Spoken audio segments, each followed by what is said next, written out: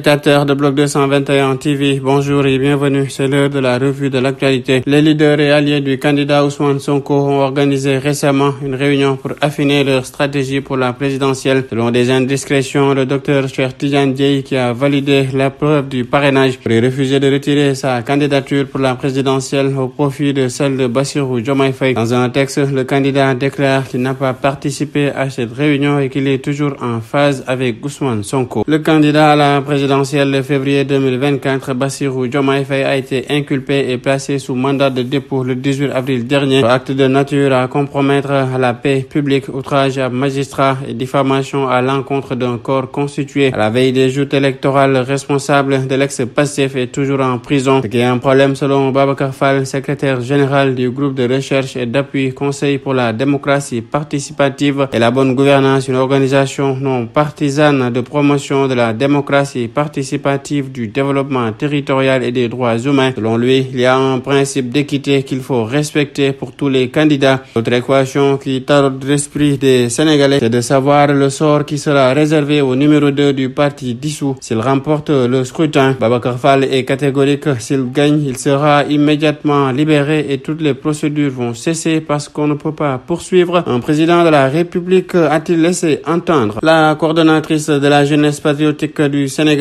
de Tambacounda, Fatima Zahra Boussonko, a finalement été libérée ce mardi après 6 mois de détention en prison. Pour rappel, elle a été arrêtée au début du mois d'août 2023 pour appel à l'insurrection et acte de nature à compromettre la sécurité publique à travers les réseaux sociaux. Le juge d'instruction en charge de son dossier avait accordé au courant du mois de décembre dernier une liberté provisoire à la coordonnatrice de la JPS de Tambacounda et le procureur avait interjeté appel. Ainsi, Fatima Zahra Wagué, de son vrai nom, a été maintenue en prison avant d'être remise en liberté. Sur l'international, le secrétaire d'État américain a entamé lundi une visite d'une semaine en Afrique de l'Ouest pour assurer notamment le suivi des promesses engagées lors du sommet États-Unis-Afrique de décembre 2022. Après une première étape au Cap-Vert, Anthony Blinken est ce mardi en Côte d'Ivoire. Après avoir assisté à la rencontre entre la Côte d'Ivoire et la Guinée équatoriale, Anthony Blinken a été reçu ce mardi matin par Alassane Ouattara. L'entretien entre le chef de la diplomatie américaine et le président ivoirien a duré un peu plus d'1 heure. Il a permis de passer en revue les relations bilatérales entre les États-Unis et la Côte d'Ivoire. Le président ivoirien a parlé de convergence de vues concernant la sous-région. De son côté, Blinken a mis en avant une approche différente, promouvant un travail avec les communautés. Il faut les écouter et comprendre leurs besoins, a-t-il affirmé. Au sujet de la Côte d'Ivoire, les États-Unis manifestent leur soutien pour l'organisation d'élections libres et équitables en 2025. À noter, la visite d'Anthony Blinken intervient quelques jours seulement après la tournée africaine de Wang Yi, le ministre chinois des Affaires étrangères, qui a notamment salué la hausse des échanges commerciaux entre les deux pays. Le nombre d'homicides a plus que doublé en Haïti en 2023, avec près de 100 000 personnes tuées selon un rapport du secrétaire général de l'ONU, consterné par le niveau stupéfiant de la violence des gangs qui ravagent ces pays des Caraïbes. Selon ce rapport publié mardi, le nombre d'homicides signalés a augmenté de 119,4% en 2023 par rapport à 2022, 4